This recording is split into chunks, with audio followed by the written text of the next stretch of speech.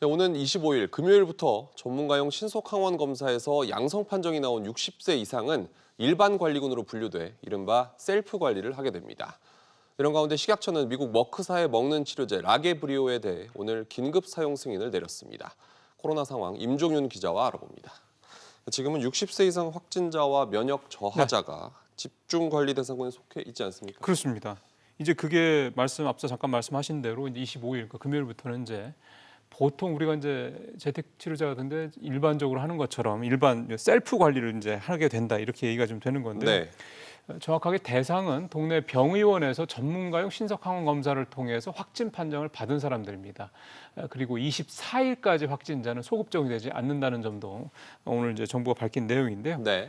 이에 따라서 이제 25일부터 60세 이상 또 면역 저하자 가운데 PCR 검사에서 양상이 나온 사람들만 이제 흔히 말하는 이제 집중 관리 대상이 되는 겁니다. 정부는 지난 16일에도 집중관리군에서 50대 기저질환자를 뺐거든요. 결국 전체적으로 이제 확진자들이 워낙에 많이 늘어나다 보니까 집중 관리 대상자들을 계속 어떻게 보면 줄여가고 있다 이렇게 볼 수가 있겠습니다. 집중관리군에서 일반 관리군 대상으로 바뀌면 달라지는 건 어떤 게 있습니까? 아주 많지는 않고요.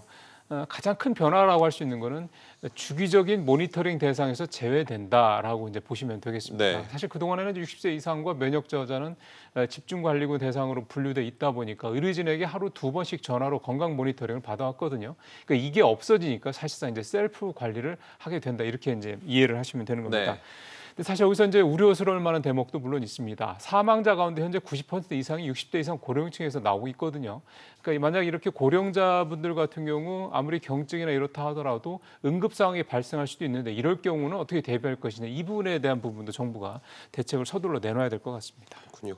또 두 번째 먹는 치료제죠. 라게브리오가 긴급 사용 승인을 받았는데 이렇게 결정한 배경이 있습니까? 예, 조금 전인 3시 반에 이제 식약처에서 발표를 했는데요. 네. 말씀하신 대로 이렇게 결정을 하게 된 배경을 좀 살펴보면 일단 확진자가 급증을 하면서 고위험 경증에서 중등증 환자들에 대한 치료 대안이 필요해졌습니다. 그러니까 이들한테 뭔가 위중증으로 가지 않게 만들기 위한 뭔가 치료제가 필요했는데 지금 팍스로비드가 주로 고위험군한테 가다 보니까 이들을 위한 치료제가 필요했기 때문에 라게브리오를 좀 긴급하게 사용 승인을 했다 이렇게 좀 정부가 얘기를 했고요. 네.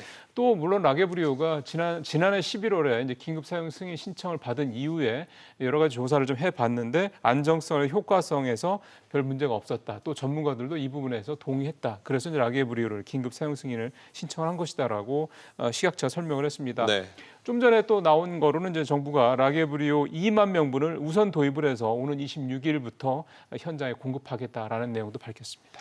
또 확진자가 빠르게 많이 늘면서 감기약 구하기 힘들다는 얘기도 맞습니다. 나오고 있죠. 예. 정부가 관련해서 대책을 내놨는데 어떻게 하기로 했습니까? 예, 요즘 약국에서 감기약 구하기 어려우신 사람들 많은데요.